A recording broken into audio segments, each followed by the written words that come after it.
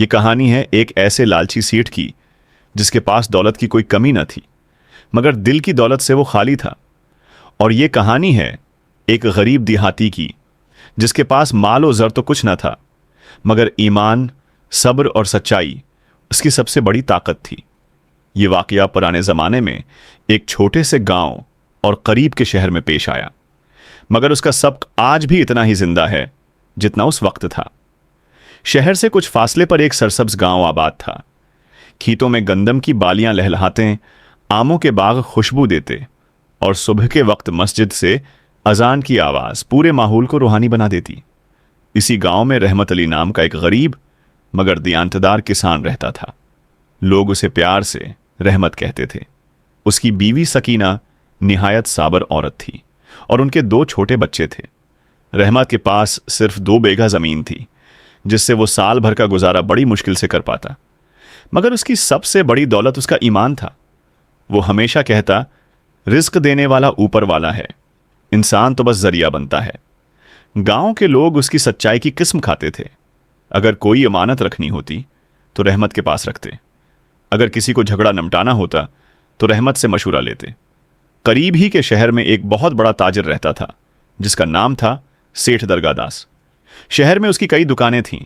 अनाज, कपड़ा, सोना, चांदी, हर कारोबार में उसका हाथ था। सेठ दरगाहदास की हवेली शहर की सबसे बड़ी इमारत थी। उसके पास नौकर चाकर, घोड़े, बघियां, सब कुछ था, मगर उसके दिल में लालच का समंदर मुजज़न था। वो सूद पर पैसे देता, गरीबों का इस्तेसाल करता और छोटी सी गलती पर मजदूरों की तनख्वाह काट लेता। शहर में उसका नाम दौलत की वजह से लिया जाता था, मगर इज्जत से नहीं। लोग कहते, सेठ के पास खजाना है मगर सुकून नहीं। एक साल ऐसा आया कि गांव में शदीद खश्कसाली पड़ गई। बारिश न हुई, खेत सूख गए और मवेशी मरने लगे। रहमत की फसल भी बर्बाद हो गई। घर में अनाज खत्म होने लगा। बच्चों की आंखों में भूख देखकर सकीना की आंखों में आंसू आ जाते, मगर रहमत फिर भी सब्र करता रहा। आखिरकार उसने फैसला किया कि वो शहर जाकर कुछ कर्ज ले आए ताकि अगली फसल तक गुजारा हो सके। गांव वालों ने उसे मशवरा दिया, रहमत, शहर में सेठ दरगाहदास से बचकर रहना, वो बहुत लालची है। रहमत ने जवाब दिया, अगर नीयत साफ हो तो अल्लाह रास्ता निकाल देता है। बड़ी मुश्किल से वो सेठ दरगाहदास की हवेली तक पहुंचा। दरवाजे पर पहरेदार खड़े थे। रहमत ने आजिज़ी से कहा, मुझे सेठ जी से मिलना है। काफी इंतजार के बाद उसे अंदर बुलाया गया। सेठ दरगाहदास एक बड़े कमरे में रेशमी गदों पर बैठा हिसाब किताब कर रहा था। कौन हो तुम? सेठ ने गुरूर से पूछा। जी, मेरा नाम रहमत है, मैं एक गरीब किसान हूं। खशक साली ने सब कुछ छीन लिया। कुछ कर्ज चाहिए ताकि बच्चों का पेट पाल सकूं। सेठ की आंखों में लालच चमक उठा। कर्ज मिल जाएगा, मगर शर्तें सख्त होंगी। मैं तुम्हें 100 अशरफियां दूंगा, मगर अगर 6 महीने में रकम वापस न की तो तुम्हारी जमीन मेरी हो जाएगी। रहमत घबरा गया। जमीन ही उसका सब कुछ थी, मगर बच्चों की भूख का ख्याल आया तो उसने शर्त मान ली। सेठ ने एक और चाल चली, और सुनो, अगर तुमने वादा खिलाफी की तो शहर के बीचों बीच तुम्हें सबके सामने माफी मांगनी होगी। रहमत ने अल्लाह का नाम लेकर दस्तखत कर दिए। गांव वापस आकर रहमत ने कर्ज के पैसे से बीज खरीदा, कनवा साफ करवाया और मेहनत में जुट गया। सकीना भी उसका साथ देती। चंद हफ्तों बाद अचानक बादल छा गए। मूसलाधार बारिश हुई। खेत सरसब्ज हो गए। रहमत की फसल लहलहाने लगी। गांव वाले खुश थे। सब कहने लगे, अल्लाह ने रहमत की सुन ली। सेठ दरगाहदास को खबर मिली कि रहमत की फसल बहुत अच्छी है। उसके दिल में हसद पैदा हुआ। उसने सोचा, अगर उसने कर्ज वापस कर दिया तो जमीन मेरे हाथ से निकल जाएगी। चनांचा उसने अपने कारंदों को हुक्म दिया कि रात के अंधेरे में रहमत के खेत को नुकसान पहुंचाएं, मगर अल्लाह को कुछ और मंजूर था। सेठ के कारंडे खेत में पहुंचे ही थे कि जोरदार तूफान आया। बजली कड़की और एक दरख्त गिरकर कारंदों पर आ पड़ा। वो डरकर भाग गए।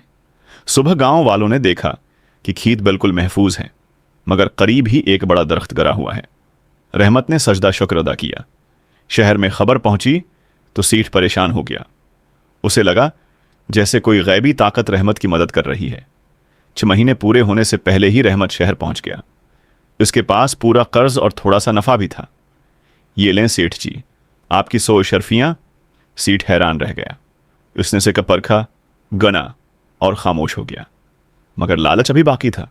उसने कहा, मैंने तो तुम्हें 200 अशरफियां दी थीं। रहमत चौंक गया। सेठ जी, आपने 100 दी थीं। सेठ ने जाली कागज निकाला जिसमें रकम 200 लिखी थी।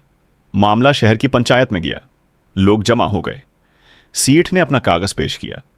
रहमत के पास कोई सबूत न था, मगर उसने कहा, मैं झूठ नहीं बोलूंगा, अल्लाह गवाह है। इसी वक्त सेठ का पुराना मुंशी, जो बरसों से उसके साथ काम करता था, आगे आया। उसने कहा, सेठ जी ने खुद अपने हाथ से 100 अशरफियां लिखी थीं, मैं गवाह हूं। मुंशी ने बताया कि सेठ ने बाद में कागज बदल दिया था। लोगों में गुस्सा फैल गया।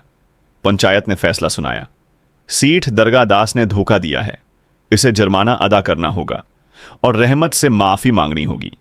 सेठ की इज्जत खाक में मिल गई। उसे पहली बार एहसास हुआ कि दौलत सब कुछ नहीं।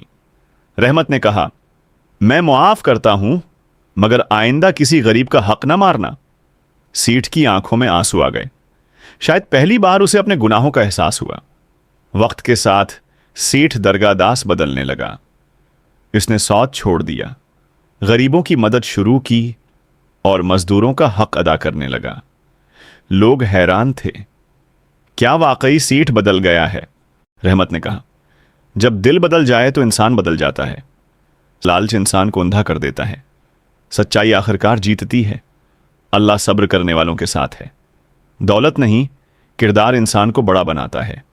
ये अजीब वाकया गांव और शहर दोनों के लिए सबक बन गया। रहमत की सच्चाई और सब्र ने न सिर्फ उसकी जमीन बचाई, बल्कि एक लालची इंसान का दिल भी बदल दिया। आज भी अगर आप इस गांव में जाएं तो लोग ये कहानी सुनाते हैं और कहते हैं, लालच का अंजाम बड़ा होता है और सच्चाई की जीत हमेशा होती है। आपसे गुजारिश है, अगर आपने वीडियो को लाइक और चैनल को सब्सक्राइब नहीं किया तो कर लें।